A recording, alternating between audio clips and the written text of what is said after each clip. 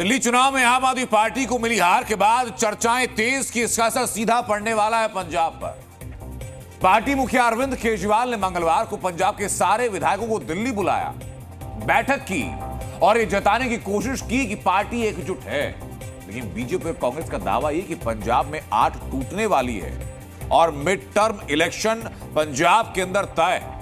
BJP का दावा यह कि आपके 8 विधायक नाराज हैं और कांग्रेस का दावा यह कि आपके 30 विधायक उनके संपर्क में। मीटिंग में 92 में से 8 विधायक थे जो पहुंचे नहीं थे और इसीलिए ये कांग्रेस का दावा कि आप में बगावत होगी और बीच में चुनाव भी पंजाब के अंदर तय। इन दावों में कितना दम है इसका सबूत मैं बताऊंगा आपको, उसके पहले कुछ बयान सुनने आपको जरूरी है। 94 विधायक बुलाए थे, उसमें से 8 नहीं आए और उनमें से एक ने तो ओपनली चैलेंज किया है, ओपनली कहा है कि भगवंत मान को उठाना चाहिए। और जो मेरी जानकारी है उसके अनुसार विधायकों ने अंदर कहा भी कि भगवंत मान। तो ये दावे आपने सुन लिए, लेकिन आंकड़े क्या कहते हैं आपको ये सुनाता हूं। आंकड़े कहते हैं कि फिलहाल पंजाब के अंदर पार्टी पर, सरकार पर कोई सीधा संकट नहीं है, लेकिन खबर जो आंतरिक कलह की है, खबर जो गुटबाजी की है, तब तक सब कुछ ठीक ना होने का इशारा ये सारी खबरें कर रही हैं। और ये खबरें बताती हैं कि पंजाब के अंदर कुछ गड़बड़ की संभावनाएं इस वक्त बन रही हैं। लेकिन दिल्ली चुनाव के नतीजे आए 4 दिन तो बीत चुके हैं, अभी तक सवाल बीजेपी ने उस सवाल का उत्तर नहीं दिया कि सीएम का चेहरा कौन होगा। कई चेहरे ऐसे हैं जिनकी चर्चाएं चल रही हैं, लेकिन बीजेपी हाईकमान का चर्चा के उलट फैसला लेने का रिकॉर्ड रहा है। मध्य प्रदेश से लेकर राजस्थान और छत्तीसगढ़ और यहां तक कि 2017 में उत्तर प्रदेश में भी यही दिखा है, तो सस्पेंस लगातार बना हुआ है। हालांकि मंगलवार की रात गृहमंत्री अमित शाह और बीजेपी अध्यक्ष जेपी नड्डा ने करीब 1 घंटे मंथन किया।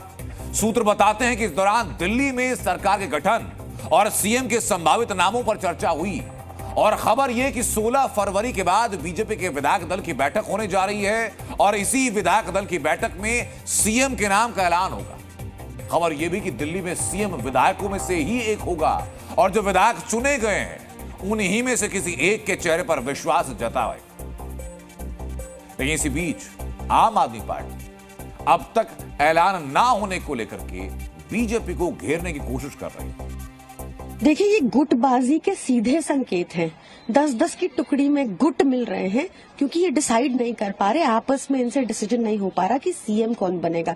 इनके आपस में लड़ाई चल रही है, पर इस सारी लड़ाई में दिल्ली की जनता क्यों पिसे? कल खबर आ रही थी कि दिल्ली में लंबे लंबे पावर कट्स लगे हैं कुछ जगह पर। इनको जल्दी से अपना सीएम नियुक्त करना चाहिए, आपसी लड़ाइयां बंद करके, और दिल्ली की गवर्नेंस पर ध्यान देना चाहिए। तो वहीं दिल्ली में सरकार गठन से पहले बीजेपी एक्शन मोड में आई और सूत्र बताते हैं कि दिल्ली में सरकार बनने के बाद कैबिनेट की पहली बैठक में यमुना रिवर फ्रंट बनाने और यमुना की सफाई को लेकर फैसला हो सकता है। खबर यह भी कि गुजरात का जो साबरमती रिवर फ्रंट है उसी की तर्ज पर दिल्ली में यमुना रिवर फ्रंट बनाने की तैयारी है। लेकिन दिल्ली चुनाव में बीजेपी ने यमुना नदी की सफाई का वायदा किया था। बीजेपी ने कहा था कि 3 साल के अंदर यमुना को साफ किया जाएगा। जो यमुना की हालत है आपने देखा होगा और आपको दिखाया भी था हमने, खासतौर पर छठ पूजा के मौके पर जब लोग डुबकी लगाने वहां पहुंचे थे, उनके सर से ऊपर यमुना के झाग जा रहे थे। बीजेपी ने दावा किया कि दिल्ली में सरकार बनती है तो 3 साल के अंदर यमुना को साफ कर दिया जाएगा। ये सफेद झाग के गुबार आपको दिखाई नहीं पड़ेंगे और अब संकेत मिलने लगे हैं कि पार्टी इन वायदों की दिशा में आगे कदम बढ़ाने के लिए तैयारी कर रही है।